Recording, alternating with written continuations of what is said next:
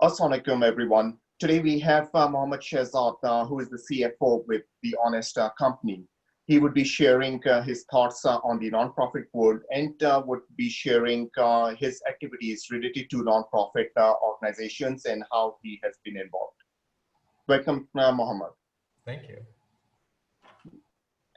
So just to start with, what inspired you to give your first donation?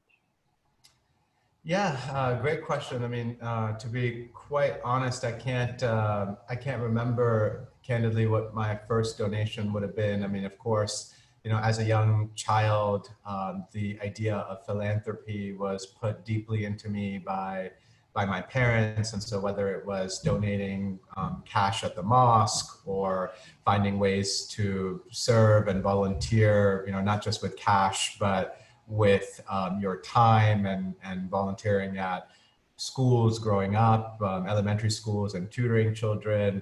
Some of that was ingrained in me from a very, very young age, philosophically to give back to the world. But really, my first donation out of my own paycheck would have been to a woman who raised me in Pakistan. And, as some of you may know, half my life growing up in Pakistan, really kind of coming to the US post high school, there was a woman who we had with us in our house who had raised me every day of my life till the age of 12 or 13. And I want to say the first money I parked away from my first paycheck was finding a way to Western Union it back to Pakistan and find this lady who I still remain in touch with, and I'm very proud of that relationship in my life. But yeah, look, wherever anyone's start has been, ultimately, I think it's a matter of whatever you can do, whether it's cash or time or your thinking or any other way you can get back is your own journey. All right, thank you. Thank you for sharing your personal story about it. What motivates you? What are you passionate about? And especially for our audience who is predominantly from Pakistani origin, yeah. How do you divide between giving to charities in the US, mainstream charities here and in Pakistan? Yeah, another great question. I mean, look, I think there's no, to me, right or wrong answer to any of this. As you look around the world, there are so many different causes, there's so many different countries, so many different needs that need to be fulfilled across the globe. Whether you're talking about disease and hunger in parts of Africa, or you're talking about domestic abuse and violence in parts of Latin America, or you're talking about education in Pakistan or really across the globe. You look in the US and you see what's going on around the world and around the country today with the inequity we have in race and the proficient racism that we've got across this country. So, to me, there's literally a million different causes, and ultimately it goes back to finding your own passion, trying to tie it back to what you desire and want to accomplish in life. And for me, coming out of undergrad, the thought was, hey, I want to make some multi-generational change. I'm super passionate about education. I'm a lifelong learner. I grew up in Pakistan and had the privilege of an amazing education, but I know that millions of kids in Pakistan are out of school for a number of reasons. And so I came across an organization called Developments in Literacy that was doing some great work for schools in Pakistan. And that was the beginning of my nonprofit career. You fast forward to today, I'm still involved in Developments in Literacy. I've been on the board for over 10 years. I've joined recently the board of an organization called March of Dimes that is an advocate for infant and maternal health, both morbidity and mortality, which in the US is one of the worst developed nations in the world where to give birth. I do a lot of work with an organization called Independent School Alliance that pushes diversity in private schools in Los Angeles and the greater Los Angeles area. Obviously involved with OPEN, which is a network for professionals across the globe, Pakistani professionals across the globe. And so my point in all of that is, these look like a hodgepodge of causes, but when you boil it down, whether we're talking about race or we're talking about socioeconomic status, or we're talking about health outcomes, or education, these things tend to be intricately linked. And whether you're Pakistani or not, you should care about educating Pakistani children, because increasingly the world is a global place, obviously. And the decisions that we make as society, as humankind, are going to impact us all, whether we want it or not, as is evident from this pandemic. And so all of these things are deeply related. And my advice to folks would be, pick one or two causes and stick with them and go deep in them. And over time, you'll come to realize how, educating young Pakistani girls leads to 3 or 4 times less likely that they're a mother as a teenager, or that they have children that live beyond the age of 5, or that they're willing to give education to their own daughters, or that income disparity between men and women is more normalized, or comes closer just through education, right? And so there's so many different causes one could go after, but ultimately they end up being deeply linked, across the globe, and no matter what the cause is, broadly speaking. Okay. With your personal passion about helping people who need our help, how has it impacted the corporate culture where you work? Because you work with an enterprise level organization and in a key position. So how has it impacted the culture of that organization? Yeah, I mean, actually, it's a great point. So to me, making a difference and working a cause doesn't always have to be in a nonprofit setting. And to some, obviously, that's a pretty basic statement. But increasingly, the definition of purpose and the definition of impact philosophically is expanding. And so, as you pointed out, I've been with the Honest Company for more than 6 years at this point. And Jessica Alba, who's one of our founders, really started the company with the idea that we wanted better for you products. And there really wasn't a consistent brand that had that didn't have some of the harsh chemicals that we find in some of the conventional products. And so that became a mission for the company to empower people to live happy, healthy lives by putting on products on themselves, on their babies, that are better for you and have less harsh chemicals. And so there's purpose and meaning in everything one can do. And now as you look around, you think about Nike, or you think about Apple, and you think about the impact some of these organizations at their scale can make. There's really a phenomenal amount one can do in a corporate setting that is about doing the right thing. And that doesn't require and mean that everybody should operate or needs to operate like a Patagonia, for example, whose stated purpose is to help the planet. And ultimately, yes, they sell apparel, but it's to help the planet. To me, no matter who you are, whatever level you're in, whatever function you're in, waking up and doing the right thing, waking up and supporting the initiatives, whether it's climate change, whether it's child labor in certain countries, and whether it's supply chain practices of where you're getting your materials, whether it's packaging and sustainability in your products. It could be, whether it's health outcomes, related to this pandemic or otherwise. You have purpose and an ability to make a difference no matter what you're doing. And bleeding this idea that you're a change maker can happen no matter what you're doing. You don't have to separate your for-profit world from your nonprofit world, or policy change for that matter. People are out protesting on the streets, and none of whom necessarily are nonprofit oriented or are in their for-profit settings work that way. But they're out, they're demonstrating, they're showing their voice and solidarity, at least the ones that are doing it peacefully, and making a difference. And so we can all fulfill our civic duties by showing our voice and trying to make a policy change, writing letters to senators. We can be doing it at work for those of us that are in a for-profit setting.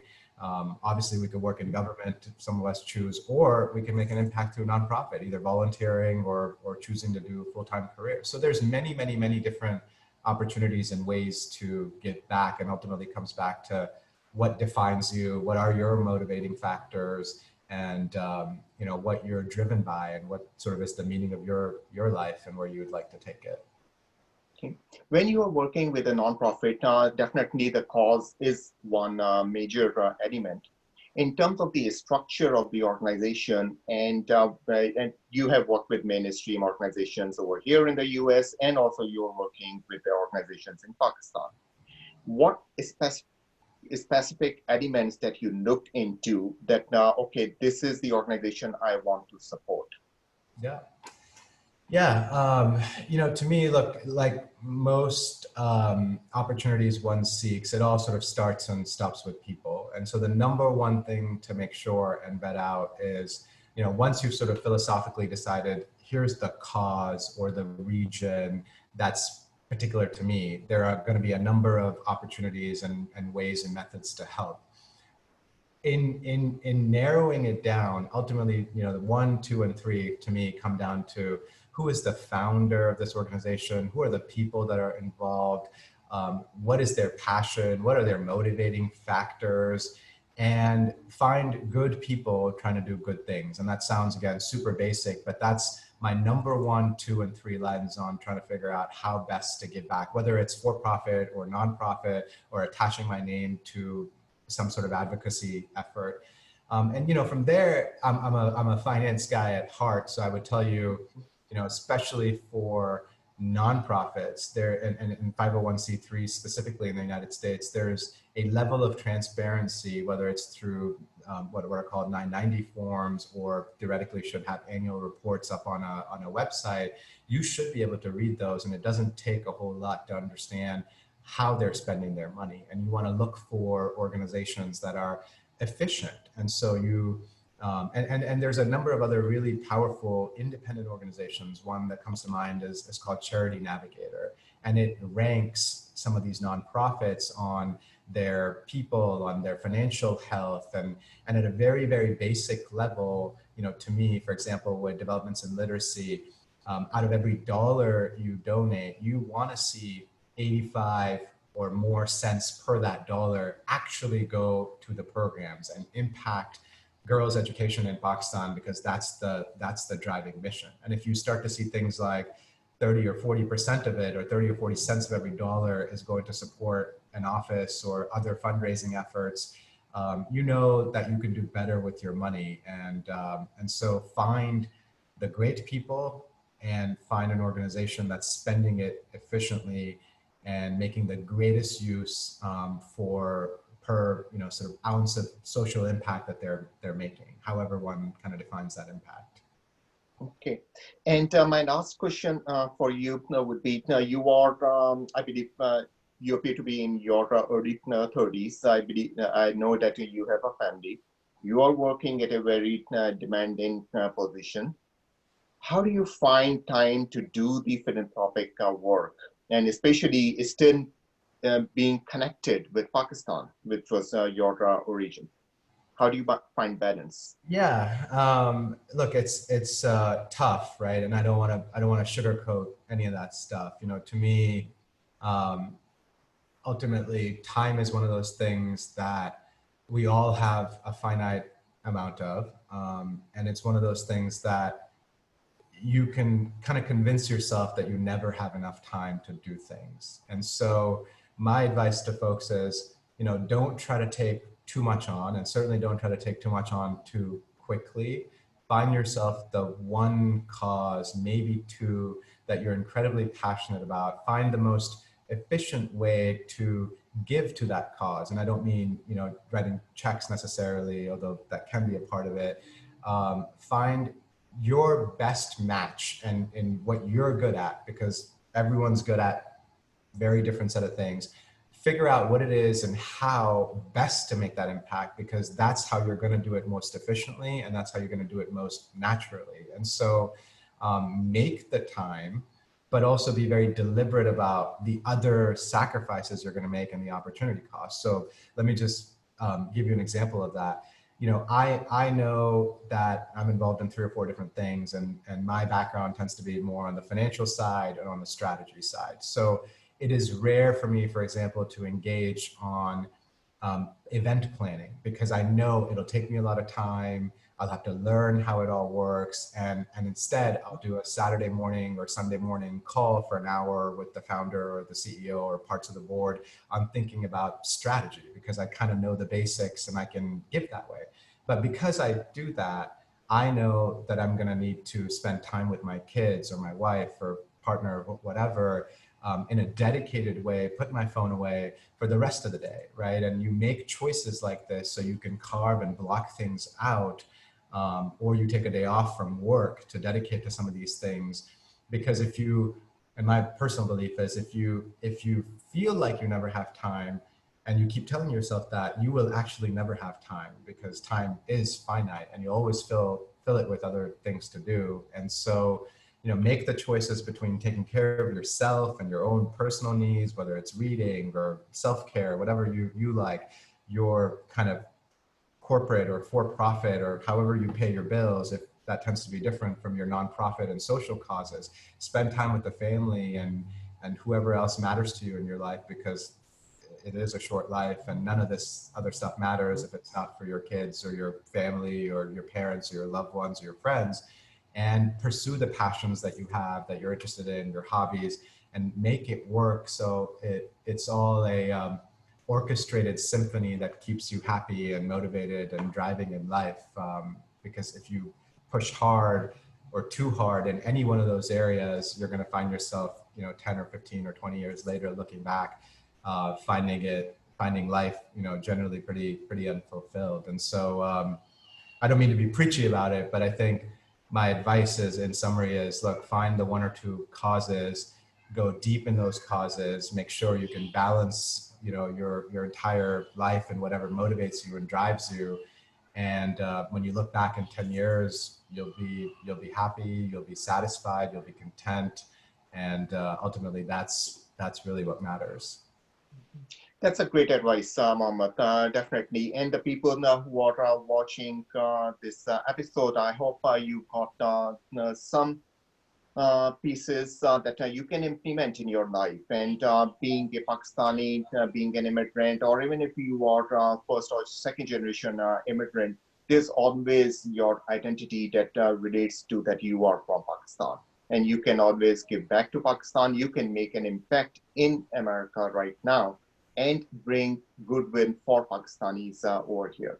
So I really appreciate your time, Mohammed, today, and definitely would have you at some other time for some other episode. Thank you so much, Kaushik. Thank you for having me. Thank you.